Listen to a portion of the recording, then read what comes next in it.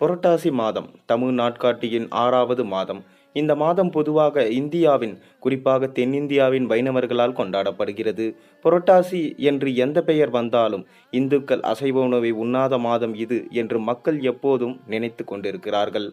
இம்மாதத்தை கடைபிடிக்கும் இந்துக்களுக்கு கூட தங்கள் வீடுகளில் தலைமுறை தலைமுறையாக செய்து வரும் சடங்குகளை ஏன் செய்கிறோம் என்று அவர்களுக்கும் தெரியவில்லை.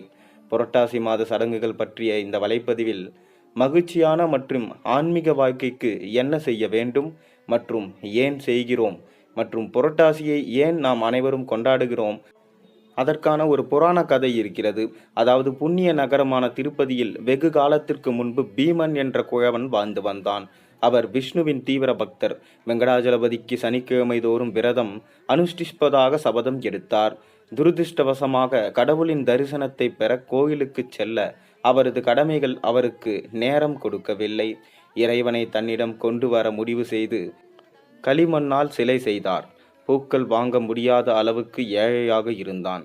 மாறாக எஞ்சியிருந்த களிமண்ணால் பூக்களை உருவாக்கி களிமண்ணின் சிலைக்கு மாலையாக தொங்கவிட்டார்.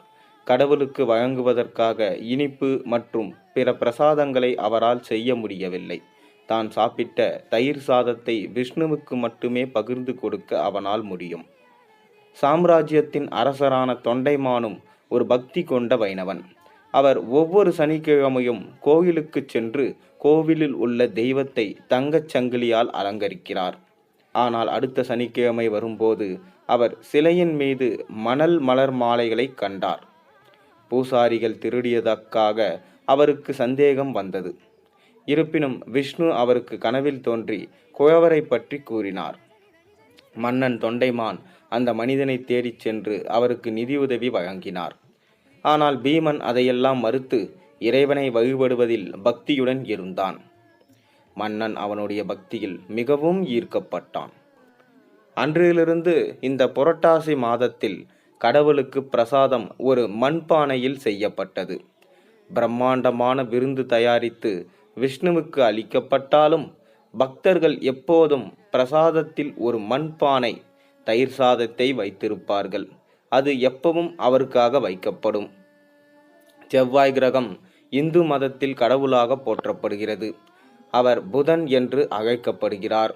மேலும் வாரத்தின் நடுப்பகுதியான புதன்கிழமை என்று அழைக்கப்படுகிறார். மேலும் அவர் புதன்கிழமை, புதன் என்றால் செவ்வாய், கிழமை என்றால் நாள் என்று அழைக்கப்படுகிறார். அவர் கன்னி அல்லது கன்னியின் ஜோதிட அடையாளத்தை நிர்வகிக்கிறார். செவ்வாய் கிரகம் புரட்டாசி மாதத்தில் கன்னி ராசியில் நுழைவதாக சொல்லப்படுகிறது. புதன் சைவ உணவுகளை விரும்புவதாக நம்பப்படுவதால் இந்துக்கள் இந்த மாதம் முழுவதும் தான் உண்ணும் அசைவ உணவுகளை உண்பதை தவிர்க்கின்றனர். அசைவ உணவுகளை ஒட்டுமொத்தமாக தவிர்த்து விட்டாலும் கடுமையான பக்தர்கள் இந்த மாதத்தின் சனிக்கிழமைகளில் முழு விரதத்தை கடைபிடிக்கின்றனர். புரட்டாசி சனிக்கிழமைகளில் விரதம் இருப்பது சனி கடவுளின் எதிர்மறையான விளைவுகளை நீக்கும் அல்லது குறைக்கும். நமது முயற்சிகளில் இருந்து பல தடைகளை இதன் மூலம் நீக்க முடியும். புரட்டாசியின் ஒவ்வொரு சனிக்கிழமையும் விரதம் இருப்பதன் மூலம் நம் வீடு மற்றும் குடும்பத்தின் மீது விஷ்ணுவின் கவனத்தையும் ஆசீர்வாதத்தையும் நாம் பெறுவோம். புரட்டாசி சனிக்கிழமை விரதத்தின் நேர்மறையான பலன்கள். ஒவ்வொரு சனிக்கிழமையும் விரதம் இருந்து ஆண்டு முழுவதும் விஷ்ணுவுக்கு பூஜை செய்வதைப் போலவே மிகவும் சக்தி வாய்ந்தவையாக இருக்கும். உங்களுக்கு ஒரு குறிப்பிட்ட விரத வகை இல்லை என்றால் எந்த விதமான விரதங்கள், பூஜைகள் மற்றும் தான செயல்கள் பன்மடங்கு திரும்ப கருதப்படுகிறது. சிறியதாய் கருதப்படும் எந்த செயலும் இல்லை. பெரிய சைகைகள், நிறைய பணம் செலவழித்தால் மட்டுமே கடவுளால் வெகுமதி கிடைக்கும். நாம் எதை செய்கிறோமோ அதை தூய்மையான இதயத்துடன், நோக்கத்துடன் மட்டுமே நாம் செய்ய வேண்டும். இந்த ஆன்மீக பெருக்கம் புரட்டாசி சனிக்கிழமைகளுக்கு மட்டுமே பொருந்தும். புரட்டாசி மாதம் செப்டம்பர் நடுப்பகுதியிலிருந்து அக்டோபர் நடுப்பகுதி வரை வரும். இந்த பருவத்தில் வெப்பம் மற்றும் புழுக்கமான காலநிலை மாறி குளிர்ந்த காற்று மற்றும் இடையிலே மழை பெய்யும். காலநிலை மாற்றத்தால் மக்கள் நோய்களுக்கு ஆளாகிறார்கள். மேலும் சளி மற்றும் காய்ச்சலுக்கும் ஆளாகிறார்கள். அசைவ உணவுகள் இந்த நிலையை மோசமாக்கலாம். சுத்தமான சைவ உணவு ஆரோக்கியமானது மற்றும் அது மிகவும் ஆரோக்கியமானது. மேலும் நம் உடலில் இருந்து நச்சுக்களை வெளியேற்ற உதவுகிறது. சைவ உணவு வகைகளை ஆராய்வதற்கும் உள்ளூர் சுவைகளை பாராட்டுவதற்கும் நமக்கு ஒரு வாய்ப்பு இதன் மூலம் கிடைக்கிறது. அனைத்து பூஜைகளிலும் தீபம் ஏற்றப்படும். அதே வேளையில் புரட்டாசி முதல் 3வது மற்றும் 5ஆம் சனிக்கிழமைகளில் மாவிளக்கு ஏற்றி பூஜைகள் சிறப்பாக நடைபெறும். மா என்பது தமிழ் வார்த்தையான மாவு என்பதிலிருந்து வந்தது. அதாவது மாவு மற்றும் விலங்கு என்றால் விளக்கு. இது அடிப்படையில் மாவால் செய்யப்பட்ட விளக்கு. கரடு முரடான மாவு தயாரிப்பதற்காக அரிசியை ஊறவைத்து அரைத்து தயாரிக்கப்படுகிறது.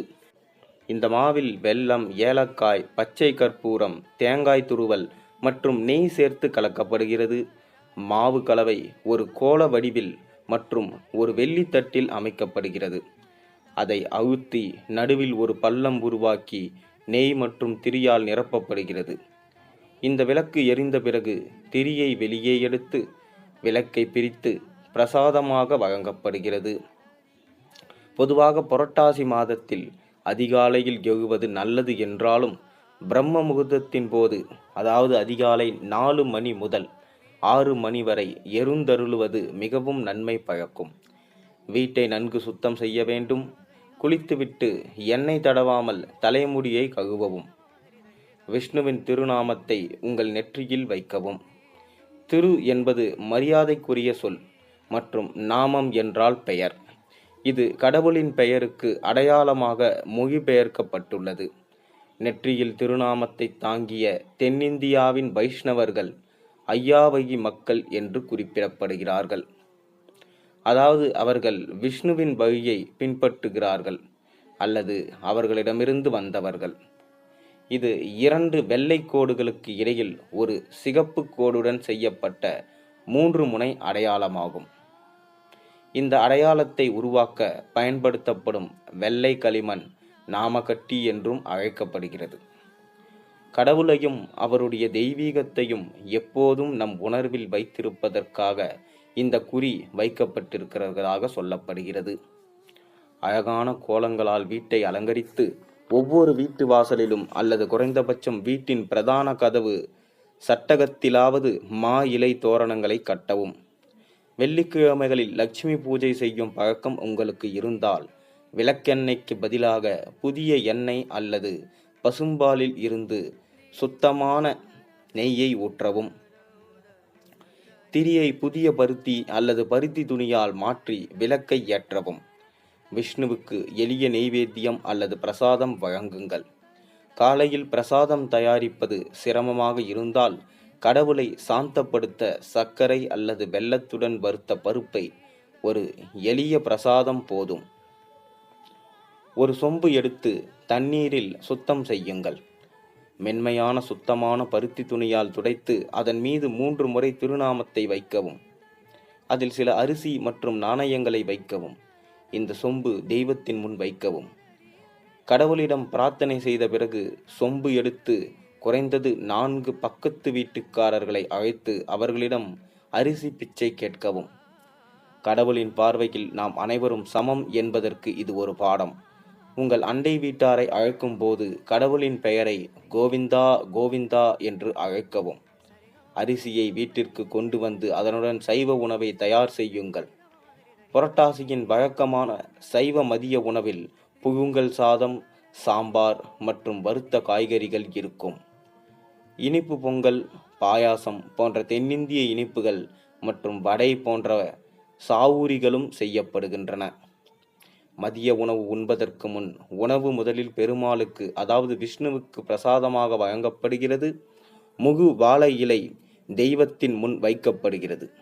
ஒவ்வொரு உணவிலும் சிறிதளவு இலையில் வைக்கவும். ஒரு சிறிய பூஜை செய்து விஷ்ணுவிடம் உங்கள் பணிவான பிரசாதத்தை ஏற்றுக்கொள்ளும்படி கேட்டுக்கொள்ளுங்கள். பூஜை முடிந்து மதிய உணவு சாப்பிட குடும்பமாக அமர்ந்து கொள்ளுங்கள். அக்கம் பக்கத்தில் உள்ள குழந்தைகளை ஒருவரின் வீட்டிற்கு சென்று அவர்களுக்கு இனிப்புகள் மற்றும் காரங்கள் அல்லது முழு உணவையும் வழங்குவது வழக்கம். கோவிந்தா கோவிந்தா என்று ஜபிக்கச் சொல்லுங்கள். அவர்களின் தூய ஆன்மாவிலிருந்து வரும் மந்திரம் நிச்சயமாக விஷ்ணுவின் ஆசீர்வாதத்தை உங்கள் வீட்டிற்கு ஈர்க்கும். அக்கம் பக்கத்தில் உள்ள குழந்தைகளுக்கு உணவு வழங்கினால் நீங்களும் உங்கள் குடும்பத்தினரும் சாப்பிட்ட பின்னரே சாப்பிட வேண்டும். தங்கும் இடங்களில் வசிக்கும் ஏழைகள், வீடற்றோர், குழந்தைகள் மற்றும் முதியவர்களுக்கு உணவு மற்றும் பிற உதவிகளை நீங்கள் வழங்கலாம். கோவிலில் இருக்கும் தெய்வீக ஆற்றலை பெற மாலையில் ஒரு பெருமாள் கோயிலுக்கு செல்லுங்கள், வழிபாடு செய்யுங்கள். இதுவே புரட்டாசி மாதம் தோன்றிய கதை மற்றும் அந்த விரதத்தின் பலன்கள். மேலும் இந்த கதை உங்களுக்கு பிடிச்சிருந்தா மறக்காமல் சேனலுக்கு சப்ஸ்கிரைப் பண்ணுங்கள். மேலும் சேனலில் போடுற ஒரு வீடியோஸும் பிடிச்சிருந்தா மறக்காமல் லைக் பண்ணுங்கள், சப்ஸ்கிரைப் பண்ணுங்கள். உங்கள் நண்பர்களுக்கும் இந்த வீடியோவை பகிர்ந்து கொள்ளுங்கள். அப்போ தான் நம்ம போடுற வீடியோஸ் எல்லாம் எல்லாருக்கும் தெரிய வரும். நன்றி, வணக்கம். நாளைய ஒரு நல்ல ஆன்மீக கதையோடு உங்களை சந்திக்கின்றேன்.